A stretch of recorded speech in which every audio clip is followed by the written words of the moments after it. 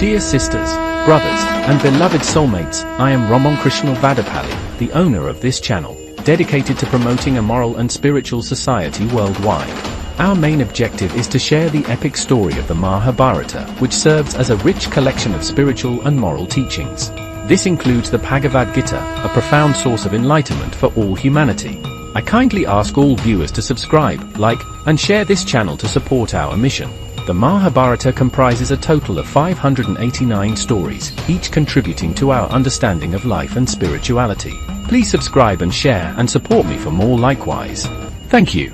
Yours, Vadapalli Ramon Krishna, ancient yoga trainer.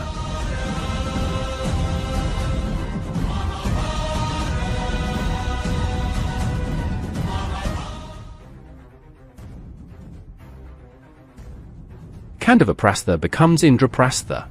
The Pandavas reached Indraprastha, a place that had become desolate and resembled a dreadful forest. Seeing its condition, Dharmaraja thoughtfully looked toward Krishna.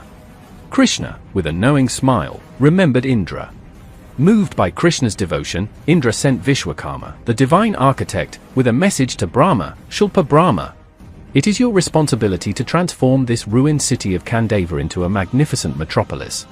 Let your skilled hands reshape Indraprastha into a city worthy of the gods, Indraprastha. Vishwakarma descended to earth and met Lord Krishna. Under Krishna's supervision, he built a magnificent, breathtaking city and named it Indraprastha. The Pandavas greatly honored Vishwakarma for his work. Yudhishthira, the Dharmaraja, began to rule this glorious new city. As news of Indraprastha's prosperity spread, many people began relocating there. Others, longing to live under Yudhishthira's just rule, also migrated. The city rapidly grew, day by day, and became a symbol of wealth, culture, and civilization.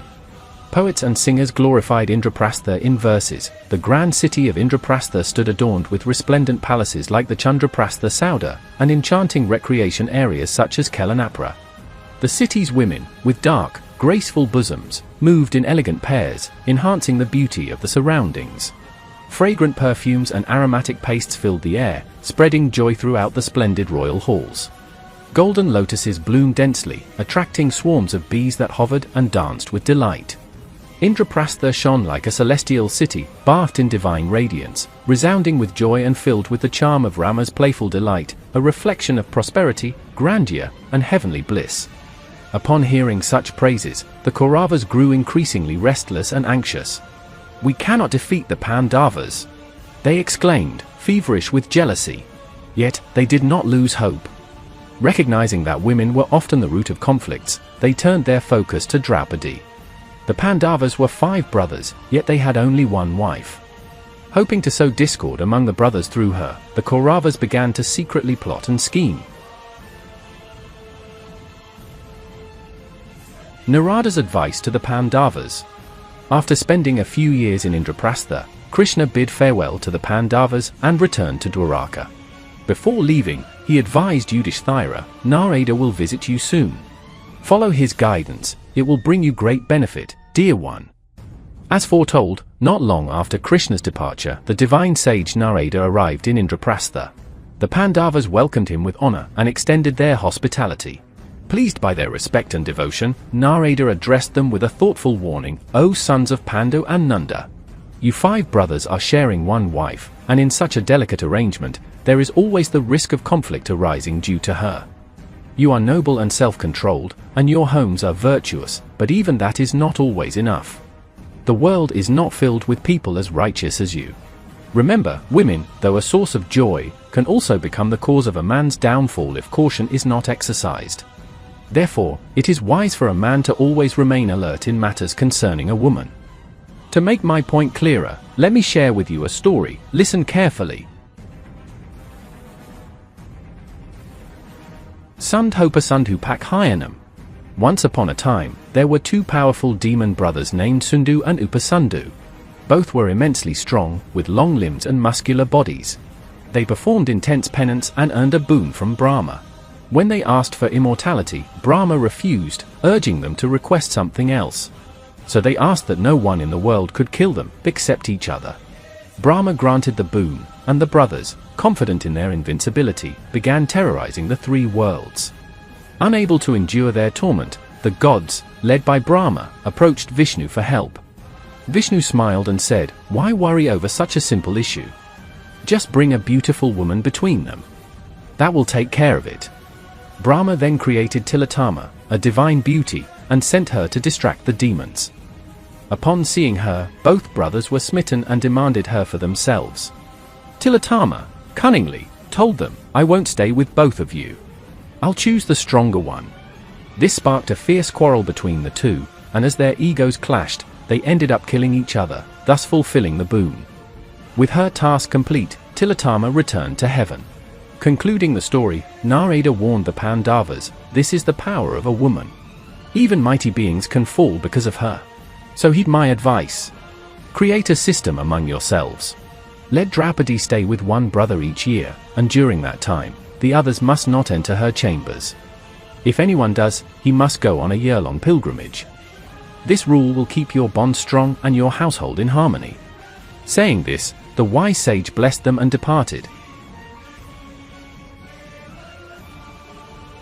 The pleasure of victory.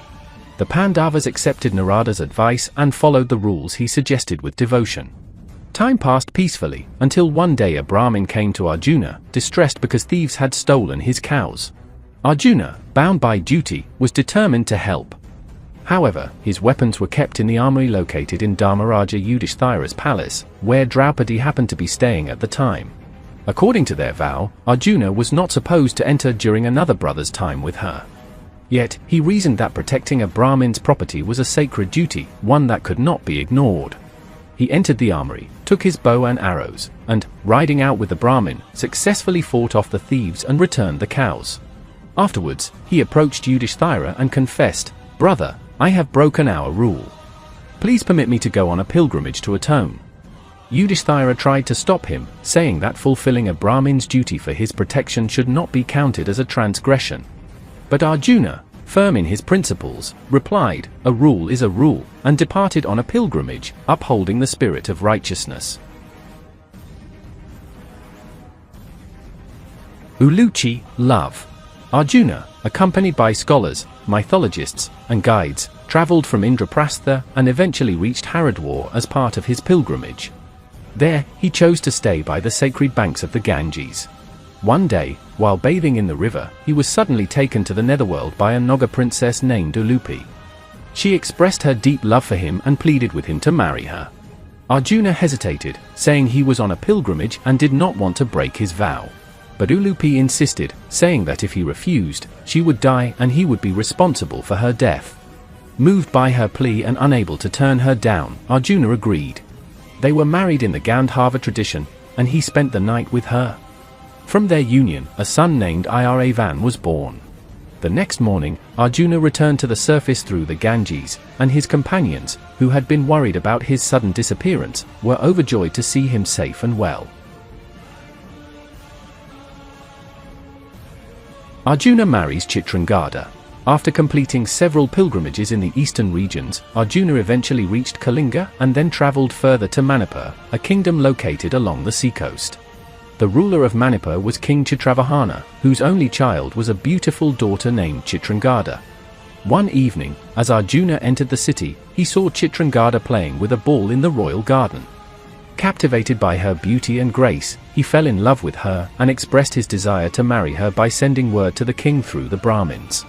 Upon receiving the message, King Chitravarmana welcomed Arjuna with great respect and brought him to his court. After honoring him, the king said, "Falguna, it is my great fortune to consider giving my daughter to you in marriage. However, there is something you must know. Our family lineage traditionally produces only one male heir per generation, but I have no sons, only this beloved daughter. I cannot send her away to live in her husband's home. I have decided to pass my kingdom on to my grandson, her future child. If you can accept this arrangement, I have no objection to the marriage." Arjuna, also known as Savyasachi, agreed to the terms.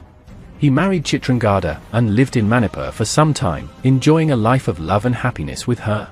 Eventually, when the agreed-upon time with Chitrangada came to an end, Arjuna continued his journey, heading south for further pilgrimage.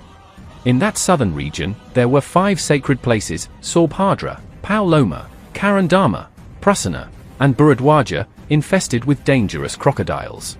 These ferocious creatures would attack anyone who entered the waters, making people fearful of performing religious rituals there.